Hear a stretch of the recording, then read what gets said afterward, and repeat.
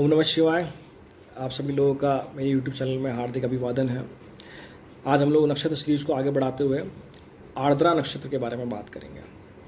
इस वीडियो में हम देखेंगे कि क्या है आर्द्रा नक्षत्र, क्या होगी इस नक्षत्र के जातकों की गुण विशेषताएं, क्या होगी उनमें कमियां, क्या होगा उनका लकी लेटर, क्या होगा उनका लकी नंबर, कैसा रहेगा उनका स्वास्थ्य, किस किस व्यवसाय में ये लोग देखे जाते हैं, और अगर नक्षत्र नेगेटिव डायरेक्शन में वर्क कर रहा है तो क्या उपचार, क्या रेमेडीज़ की जाएगी। तो इन सभी बातों को हम इस वीडियो में डिस्कस करेंगे, चर्चा करेंगे। तो आप लोग से अनुरोध है कि आप वीडियो पूरा देखें। और मैं सभी से आग्रह करूँगा, जिन जिन लोगों ने मेरा यूट्यूब चैनल सब्सक्राइब नहीं किया है तो सब्सक्राइब करें, जानकारी पसंद आए तो लाइक करें, शेयर करें, कमेंट करें एवं नोटिफिकेशन बेल ज़रूर पुश कर दें ताकि जो भी वीडियो मैं पोस्ट करूँ उसका नोटिफिकेशन आपको मिलता जाए। आपसे प्रोत्साहन की उम्मीद रहेगी। तो हम बात करते हैं इस नक्षत्र के बारे में, आर्द्रा नक्षत्र के बारे में। तो अगर आकाशमंडल में हम बात करें तो ये नक्षत्र 6 डिग्री 40 मिनट से लेकर 20 डिग्री का अपना क्षेत्र रखता है। जैसे मैंने पिछले वीडियो में बता चुका हूँ आपको कि हर नक्षत्र 13 डिग्री 20 मिनट का क्षेत्र रखता है और हर नक्षत्र के 4 पद होते हैं।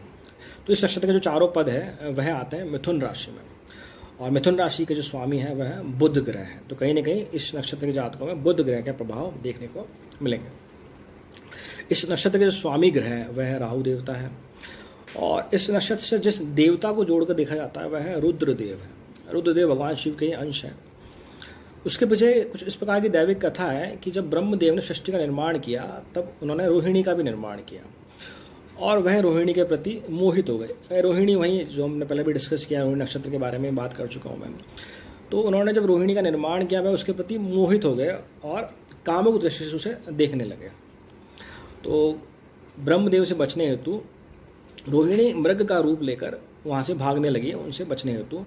तो उसके पीछे कामुक दृष्टि लिए हुए ब्रह्मदेव भी मृग का रूप लेकर उसका पीछा करने लगे। जब ये बात भगवान शिव को पता चली तो उनका जो भगवान शिव का जो गुस्सा था, जो क्रोध था, वो रुद्र के रूप में या रुद्र अवतार के रूप में उन्होंने जन्म लिया या उनका रुद्र अवतार हुआ।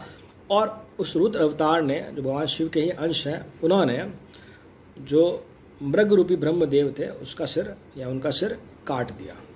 और कहीं ना कहीं उस कटे हुए हिरण के सर को ही हम मृगशिरा नक्षत्र से भी जोड़ के देखते हैं। और फिर पहले ब्रह्मदेव पंचमुखी थे तो इसके पश्चात ब्रह्मदेव चहुमुखी या चतुर्मुखी हो गए। तो कहीं ना कहीं रुद्रदेव यहाँ संहार करता है। जब भी सृष्टि पे, जब भी पृथ्वी पर पाप बढ़ता है, भगवान शिव का जो क्रोध है वो अश्रु के रूप में आकर उस पाप को कम करता है। संहारकर्ता की तरह काम करते हैं भगवान शिव यहाँ पे। भगवान शिव के 2 रूप हैं। भगवान शिव एक तरफ भगवान शिव भोलेनाथ हैं तो एक तरफ भगवान शिव रुद्रावतार भी हैं। तो कहीं ना कहीं यहाँ नक्षत्र में कि जातकों में दोनों क्वालिटीज़ देखने को मिलेगी ही मिलेगी। हम बात करते हैं कि जो 2 ग्रह हैं इस नक्षत्र से जुड़े हैं, एक तो बुधदेव और राहुदेव, इनका यहाँ क्या प्रभाव रहेगा। तो थोड़ा समझने की कोशिश कीजिएगा आप लोग कि बुधदेव जो है वो हमारी इंटेलिजेंस का कारक है, हमारी बुद्धिमत्ता का कारक है, हमारी इंटेलेक्चुअलिटी का कारक है, हमारी रेशनल थिंकिंग एबिलिटी का कारक है बुधदेव, हमारी कैलकुलेटिव एबिलिटी का कारक है बुधदेव, हमारी एनालिटिकल अप्रोच का कारक है बुधदेव। जो भी हम सोच पाते हैं, कर पाते हैं, वो कहीं ना कहीं बुधदेव या बुद्धिमत्ता या कहीं ना कहीं बुधदेव से जोड़ा जाता है उसको। वही राहुदेव जो है, अब राहुदेव इल्यूजन है पहली बात तो अपने आप में। राहुदेव फ्यूचरिस्टिक है, वो आपको भविष्य देखना सिखाता है। राहुदेव ड्रीमर है, आपको सपने देखना सिखाते हैं। राहुदेव कहीं ना कहीं इंट्यूशन से जुड़ जाते हैं। राहुदेव इंट्यूशंस देते हैं आपको, सेंस देते हैं आपको, आप चीज़ों को सेंस कर पाते हैं, इंट्यूशन पावर देते हैं राहुदेव आपको। तो आप सोचिए आपकी जब बुधदेव और राहुदेव का जो एक कॉम्बिनेशन है यहाँ पर, अब जब राहुदेव बुधदेव से जुड़ जाएंगे तो जो बुधदेव आपको बुद्धिमत्ता के जो कारक है, जो आपको इतनी इंटेलिजेंस दे रहे हैं, इतनी एनालिटिकल अप्रोच दे रहे हैं, कहीं ना कहीं राहुदेव उसको 50 गुना 100 गुना बढ़ा देंगे यहाँ पे। तो ये तो तय है कि इस नक्षत्र में जो भी जन्म जातक होंगे they are very very intelligent. उनकी बुद्धिमत्ता बहुत तीक्ष्ण होगी, बहुत तीव्र होगी, बहुत प्रखर होगी। बहुत ही इंटेलिजेंट नेटिव्स होंगे अनडाउटेडली इस नक्षत्र के। अब मैं आपको पहले भी कहता आया हूँ कि इंटेलिजेंस अलग चीज़ है और एकेडमिक एक्सेलेंस अलग चीज़ है। मैं यहाँ पे एकेडमिक एक्सेलेंस की बात नहीं कर रहा, मैं इंटेलिजेंस की बात कर रहा हूँ। होता है कि इस नक्षत्र में जन्म जातक जो है बहुत ज़्यादा बुद्धिमान होने ही होने हैं, बहुत बड़ा गुण है ये। अब हम बात करें इस नक्षत्र के चिन्ह के बारे में, सिंबल के बारे में, तो जो पहला सिंबल है वो अश्रु, आंसू से दर्शाया जाता है।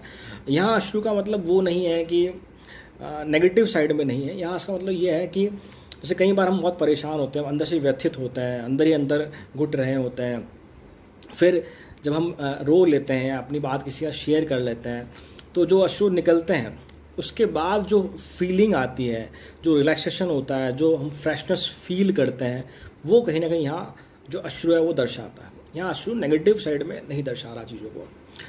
सेकंड जो सिंबल है, चिन्ह है, वो है डायमंड। डायमंड को कैसे जोड़ सकते हैं हम लोग? Diamond one of the most rigid substance, बहुत रिजिड होता है, बहुत ठोस होता है, बाहर से बहुत हार्ड होता है। तो कहीं ना कहीं ये गुण आपको इस नक्षत्र के जातकों में देखने को मिलेगा कि बाहर से बहुत ठोस होंगे वो लोग। पर एक और चीज़ है डायमंड की खास बात की, तो डायमंड कब बनता है, हीरा कब बनता है? जब कहीं सालों तक वह भूगर्भ में तपता है, तब जाके वह हीरा बनता है। तो कहीं ना कहीं इस नक्षत्र के जो जातक होंगे वो अपने जीवन में संघर्ष करेंगे और फिर वो हीरे की बातें निखर कर सामने आएंगे। और जब हीरा बन जाता है तो हीरे को आप किसी से कंपेयर नहीं करते हो। डायमंड डायमंड ही होता है, उसकी जो एक्सट्रीमिटीज़ है उससे किसी से कंपेयर नहीं किया जाता। तो कहीं ना कहीं इस नक्षत्र जो जातक है जीवन में संघर्ष करके आगे बढ़ेंगे और हीरे की बातें अपने आप को सामने प्रस्तुत करेंगे, अपने आप को प्रूफ करेंगे, और फिर उनका कंपेरिजन किसी से नहीं होगा। तीसरा जो सिंबल है यहाँ वो है सर, हेड। अब हेड यहाँ इंटेलिजेंस को दिखाता है। तो जैसे हम देख पा रहे हैं, अभी तो जो हमने ओवरव्यू देखा है कि बुध ग्रह भी यहाँ जुड़ चुके हैं, राहु ग्रह भी जुड़ चुके हैं, तो कहीं ना कहीं जो जातक होगा वो इंटेलिजेंट होना है, उसकी रेशनल एबिलिटी, थिंकिंग एबिलिटी बहुत एक्सट्रीम होगी। ये सब बातें मैं देख सकते हैं। अब बात करते हैं जातक के स्वभाव के बारे में। तो पहला गुण तुम कह सकते हैं, या स्वभाव गुण की बात करें, पहला गुण तो ये कह सकते हैं कि जातक बहुत ज़्यादा इंटेलिजेंट होगा, बहुत ज़्यादा एक्सट्रीम बुद्धि होगी उसकी। और सेकंड बात हम कह सकते हैं कर्तव्यनिष्ठ होगा। डेफिनेटली वो अगर कोई काम करेगा तो पूरी ईमानदारी से उसको करने की कोशिश करेगा ही करेगा।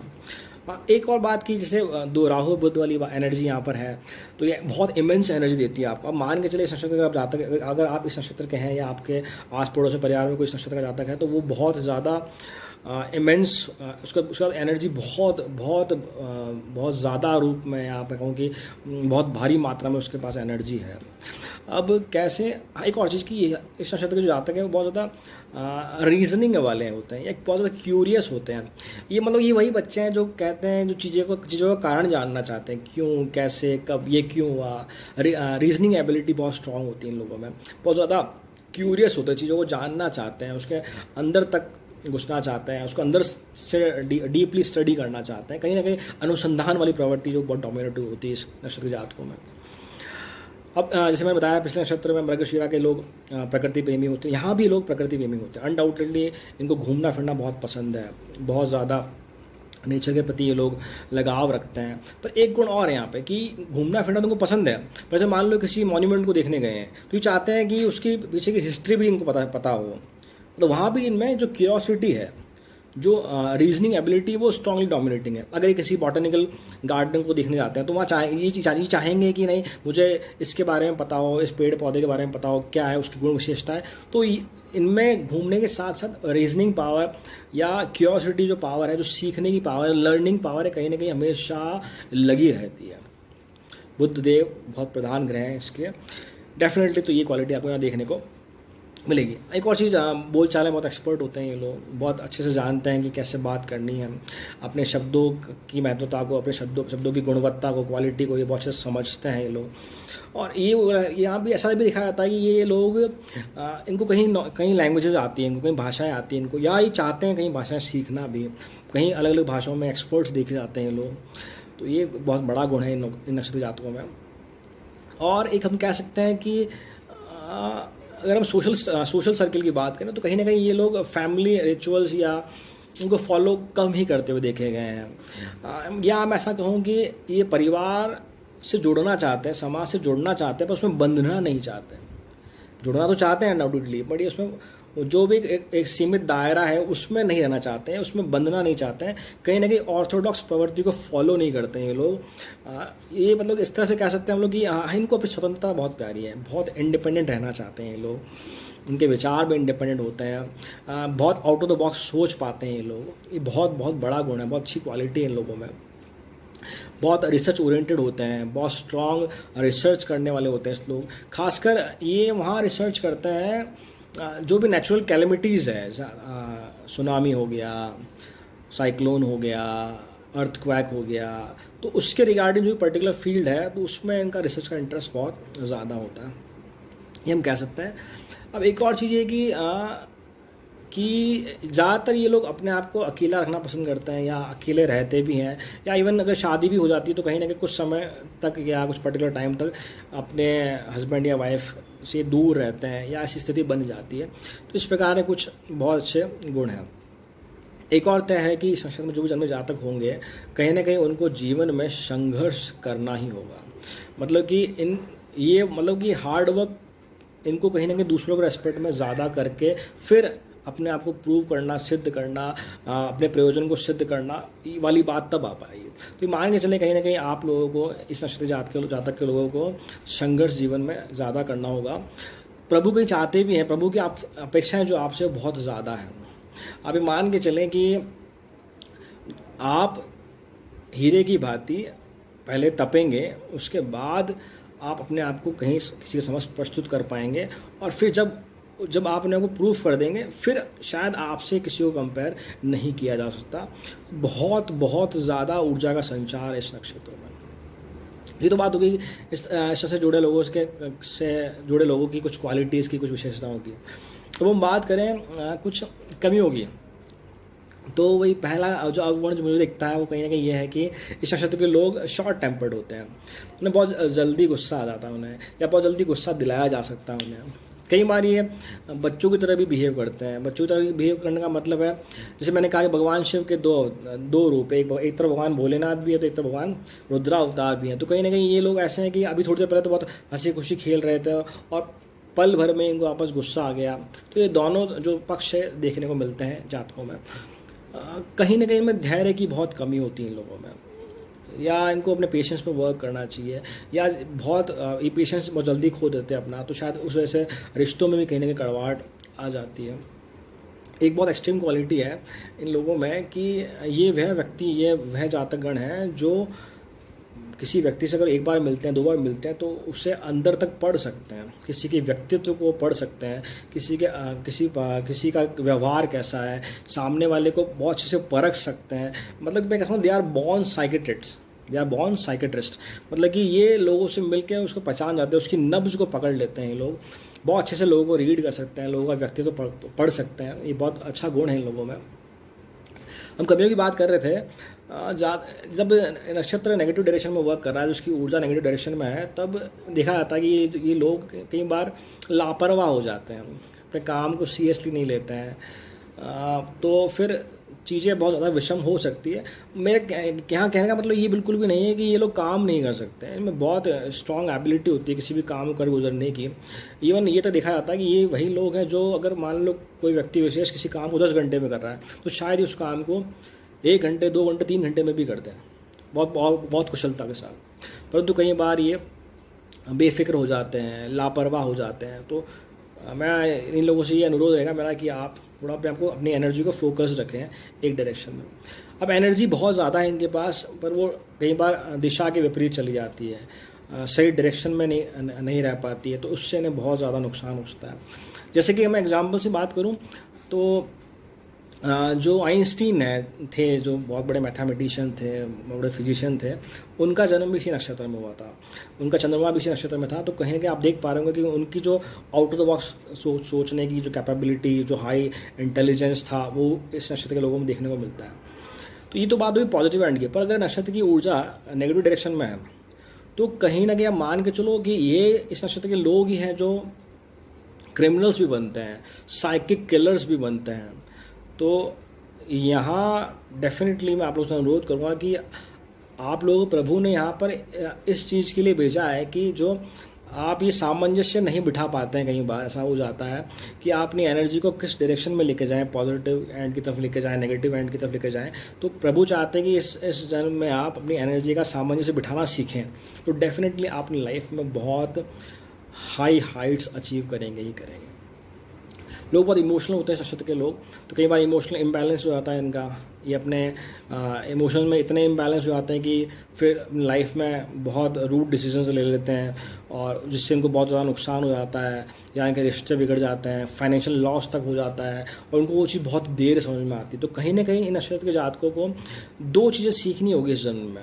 एक तो कि आप अपने इमोशंस को बैलेंस करना सीखें, योगा करें आप लोग, और एक आप बहुत अच्छे से जानते, जैसे मैंने बताया कि आइंस्टीन भी इसी नक्षत्र के थे, पर जो साइकिक क्रिमिनल्स होते हैं वो भी इस नक्षत्र के लोग होते हैं, मर्डर्स किलर्स भी होते हैं।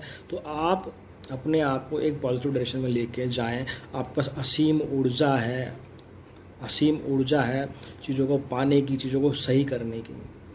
एग्जाम्पल और है कि जो डॉक्टर भीमराव अम्बेडकर थे वह भी इसी नक्षत्र के थे। तो आप सोचिए कि उन शुरुआती दिनों में उन्होंने कितनी अपने जीवन में विषमताएं झेली, पर एट द एंड स्ट्रगल करके उन्होंने अपने समाज के लिए बहुत कुछ किया। तो कहीं ना कहीं उसे हम लोग झुठला नहीं सकते उस चीज़ को। तो ये जो स्ट्रगलिंग एबिलिटी है, फिर स्ट्रगल से निकल कर अपने आप को प्रूव कर देना, फिर आपके आसपास किसी का भी नहीं होना, आप बहुत एक्सट्रीमिटी से पहुंच जाना, बहुत ऊंचाई को प्राप्त करना, वो सब भी इस नक्षत्र के लोगों की ही क्वालिटी है। बस आपको पहचानना होगा कि आप अपने आप को किस डायरेक्शन में लेके जाएँ। आप एक डायरेक्शन को ऑप्ट कर लें, फिर उस पर लगातार आप काम करते हैं। पेशेंस की कमी देखी जाती है, तो आप कोशिश करें अपने आप को थोड़ा योगा की हेल्प से अपने आप को थोड़ा स्थिर रखें। और हम बात करें कि ये सब बातें कब हुई, जब राहु और बुध की एनर्जी नेगेटिव डायरेक्शन में वर्क कर रही है। अब अगर हम इस नक्षत्र से जुड़े लोगों की हेल्थ की बात करें, सामान्यतः हेल्थ ठीक ही होती है इन लोगों की, तो कई बार एस्थमेटिक या लंग्स प्रॉब्लम या हार्ट प्रॉब्लम देखी जाती है। तो खासकर इस नक्षत्र जातकों से अनुरोध रहेगा मेरा कि आप किसी भी प्रकार का नशा ना करें, डेफिनेटली वो बहुत अफेक्ट करेगा आपकी हेल्थ को। और हम बात करें व्यवसाय की, तो जो बहुत बड़े बड़े सर्जन्स हैं, सर्जन्स में मतलब वह जो होते हैं जो स्पेशलिस्ट होते हैं। जैसे मान लो मेरे शहर में 4 ऑर्थोपेडिक्स हैं, हड्डियों के डॉक्टर 4 हैं, पर हम जाते एक के पास ही हैं क्योंकि उसे स्पेशलिस्ट कहा गया है, वो स्पेशलिस्ट है। तो ये वही लोग होते हैं। मतलब कि मेरे एक बहुत नोन एग्जाम्पल है, जो ऑर्थोपेडिक सर्जन है जिनका चंद्रमा आद्रा नक्षत्र में है, वो इतने स्ट्रांग हैं अपने स्किल को लेकर कि वो सिर्फ हाथ टच करके बता देते हैं कि आपके यहाँ फ्रैक्चर है, क्या फ्रैक्चर नहीं है। तो ये बहुत से सर्जन्स देखे जाते हैं। सर्जन भी उस लेवल के जो एक्सपर्टीज़ होते हैं, जो स्पेशलिस्ट होते हैं। बहुत से मैकेनिक्स होते हैं ये लोग, चीज़ों को रिजॉल्व करना, प्रॉब्लम सॉल्व करना बहुत अच्छे से आता है इन्हें। इलेक्ट्रॉनिक गैजेट्स जितने भी हैं, तो उनकी कोडिंग हो गई, सॉफ्टवेयर हार्डवेयर वाला पार्ट जो हो गया, असेंबलिंग वाला पार्ट हो गया, वहाँ भी ये लोग बहुत कुशलतापूर्वक कार्य करते देखे जाते हैं। बहुत अच्छे से लॉयर्स होते हैं ये लोग, बहुत अच्छे क्योंकि बुद्धिमत्ता बहुत स्ट्रांग है इन लोगों में। रिसर्च ओरिएंटेड पर्सन होते हैं, साइंटिस्ट बनते हैं ये लोग, लैंग्वेज एक्सपर्ट्स होते हैं ये लोग। और हम कह सकते हैं कि जो भी टेलीविज़न इंडस्ट्री है, फिल्म इंडस्ट्री है, उसमें जो बैक एंड पे जो लोग काम करते हैं, बैक एंड से मतलब मेरा है एडिटर्स जो होते हैं, वो भी इस क्षेत्र के लोग देखे जाते हैं। एडिटर्स हो गए, सिनेमेटोग्राफर्स हो गए, एनिमेशन वाले पार्ट से जुड़े हुए लोग हो गए, डिज़ाइनर्स हो गए, गेम डिज़ाइनर्स हो गए, वेब डिज़ाइनर्स हो गए। ये सब लोग इसकी नक्षत्र के जातकों कहीं ना कहीं इन पर छाप होती ही होती है, या इस नक्षत्र के लोग यहाँ बहुत कुशलतापूर्वक कार्य करते हुए देखे जाते हैं। फॉरेस्ट डिपार्टमेंट हो गया, या बहुत अच्छे से कार्य करते हैं। टूरिज़्म में देखे जाते हैं ये लोग, बहुत अच्छे टीचर्स होते हैं ये लोग बहुत अच्छे से स्टूडेंट की नब्ज़ को समझ जाते हैं, वो ये समझ जाते हैं कि स्टूडेंट क्या चाहता है। साइकेट्रिस्ट होते हैं ये बहुत अच्छे से, मैंने बताया कि यार बॉर्न साइकेट्रिस्ट, ये लोगों को देख के पढ़ लेते हैं, लोगों को बात करके लोगों को समझ लेते हैं। बहुत उत्तम गुण है इन लोगों में। अगर इस गुण को अगर पॉजिटिव डायरेक्शन में काम करते हैं तो शायद अपने जीवन में बहुत कुछ पा सकते हैं। इस नक्षत्र को आप नेगेटिवली ना लें, एनर्जी आप ही के हाथ में है, आपको ही डिसाइड करना होगा कि हम किस डायरेक्शन में जाएं। मेरा अनुरोध इस नक्षत्र के लोगों से खासकर कि आपके पास असीम ऊर्जा है, बस आप उसका संचालन करना सीख जाएं। इसको हम ऐसे समझ सकते हैं कि ये नक्षत्र के लोग अग्नि समान हैं। अग्नि समान कैसे कि अग्नि बहुत शालीन होती है, बहुत पवित्र है। सभी पंच तत्वों में अग्नि को प्रधान माना गया है। शायद इसीलिए अग्नि को साक्षी मानकर ही वचन स्थापित किए जाते हैं, फेरे लिए जाते हैं। तो अग्नि को बहुत पवित्र माना गया। परंतु जब ये अग्नि का जो दूसरा रूप देखते हैं हम लोग, कि जब कहीं आग लग गई, जंगल में आग लगी, तो अग्नि ये सब कुछ नष्ट भी कर देती है। ये आप मान के चलो, इस नक्षत्र जहाँ तक एक प्रकार का समुद्र है, और समुद्र दूर से देखने में कैसा लगता है कि बिल्कुल शांत है वो, तो अपने अंदर जो जितनी भी टाइड्स लेके चल रहा है, जो सैलाब इकट्ठा करके लेके चल रहा है, अब वो कब फट जाएगा, कब वो समुद्र साइक्लोन में तब्दील हो जाएगा, कब वो सुनामी में बदल जाएगा, ये आपको बैलेंस करना सीखना होगा। तो ये जो डुअल कैरेक्टर है आप लोगों में देखा जाता है, आप एक्सप्लोजिव नेचर है कहीं ना कहीं, आप बहुत जल्दी अपना आपा खो के दूसरी डायरेक्शन में चले जाते हैं। पर जैसे मैंने बताया, एग्जांपल्स दिया आपको, एनर्जी बहुत है आप लोगों में। आप इस जन्म में ये सीखें, प्रभु से ये चाहते हैं कि आप अपने इमोशंस को बैलेंस करना सीखें, अपनी एनर्जी को डायरेक्शन देना सीखें, देन डेफिनेटली दिस नक्षत्र will help you a lot. अब इस नक्षत्र में हम कौन से कार्य कर सकते हैं, कौन से कार्य नहीं कर सकते हैं। तो इस नक्षत्र में जो भी मांगलिक कार्य वो नहीं करते हैं हम लोग, नहीं किए जाते हैं। शादी ब्याह कुछ भी हो सकता है। जो भी डेमोलिशिंग कार्य है, रिनोवेशन कार्य है, डेमोलिशिंग मतलब कि कोई बिल्डिंग तोड़ना, घर का रिनोवेशन करवाना, किसी पे केस फाइल करना, खैर भगवान की दया से ऐसा ना हो कभी, ये सारे कार्य आप इस नक्षत्र में कर सकते हैं। जो भी मंगल कार्य है इस नक्षत्र में नहीं किए जाते हैं। अब अगर इस नक्षत्र अगर नेगेटिव डायरेक्शन में वर्क कर रहा है तो हम क्या क्या उपचार कर सकते हैं। सबसे बड़ा उपचार भगवान शिव, उनसे बड़ा कुछ नहीं है। तो आप भगवान शिव की पूजा करें, कोशिश करें सोमवार को व्रत रखें, तो बेहद ही लाभदायक होगा, बेहद ही फलकारक होगा आप लोगों के लिए।